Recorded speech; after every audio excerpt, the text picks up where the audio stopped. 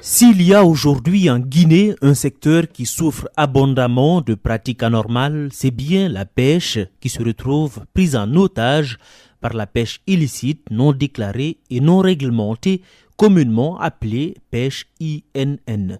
Ce phénomène, qui constitue une grande menace pour les écosystèmes marins, s'est attaqué à tous les types de la pêche, à savoir la pêche artisanale motorisée, la pêche artisanale avancée et la pêche industrielle, ce avec la complicité, nous dit-on, de certains décideurs. Alors les responsables de la pêche artisanale haussent le ton pour attirer l'attention des nouvelles autorités. J'interpelle la nouvelle autorité en la personne de son président et tous les membres du CNRD, c'est de veiller à savoir ce qui se passe dans nos eaux. L'utilisation des petits maillages, la pêche des frétins, la pêche dans les gestières, la mer est abandonnée. J'interpelle la nouvelle autorité à s'intéresser, car la mer est un trésor inépuisable. C'est une source de protéines animales intarissables que Dieu nous a dotées. Pour Fodé Idrissa Kallo, vice-président des jeunes pêcheurs artisans de Guinée, qui nous a reçus à son bureau, la pêche INN cause des milliards de dollars de pertes dans la sous-région. D'après lui, la principale raison tient au fait que les petits poissons qui naissent sont pêchés avant même qu'ils n'aient le temps de se développer. Dans la sous-région, on perd des milliards de dollars par faute de pêche INN. Il y a des statistiques là-dessus. Si quelque chose n'est pas déclaré qui se passe en mer, vous avez vu, c'est des pertes. L'État perd. L'État perd.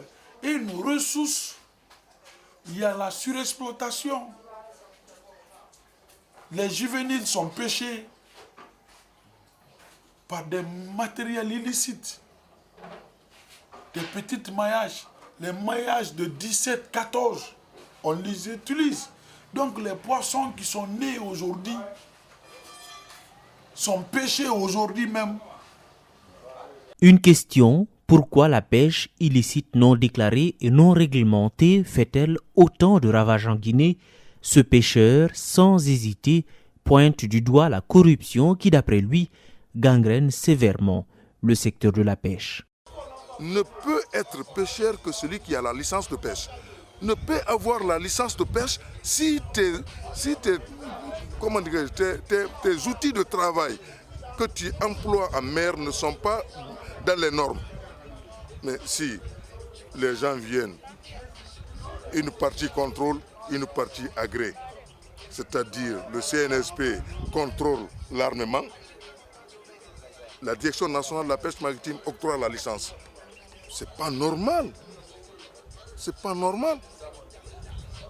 La licence est octroyée pêle-mêle en Guinée. Au niveau de la pêche artisanale avancée ou de l'industriel.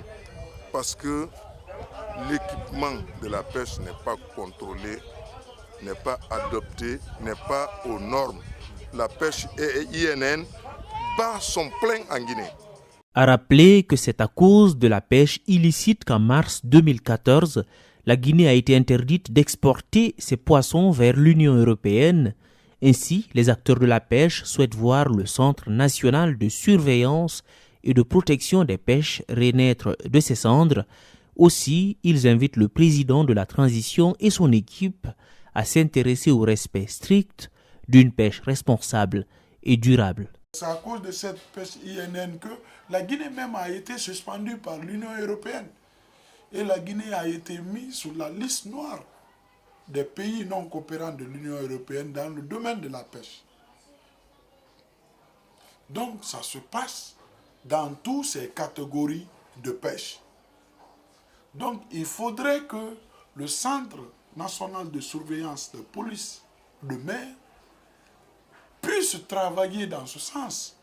Donc j'appelle le colonel Mamadi Doumbouya et son équipe du CNRD et plus le ministre qui viendra de s'intéresser au respect strict de la pêche responsable et durable, qui pourra faire bénéficier le pays et les professionnels de la pêche artisanale.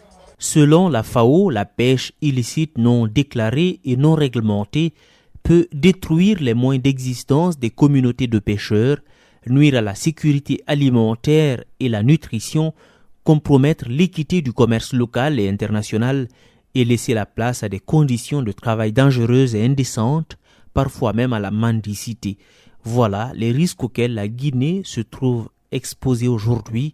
Il n'y a plus qu'à espérer des décisions fortes à même de réguler enfin ce secteur ô combien important.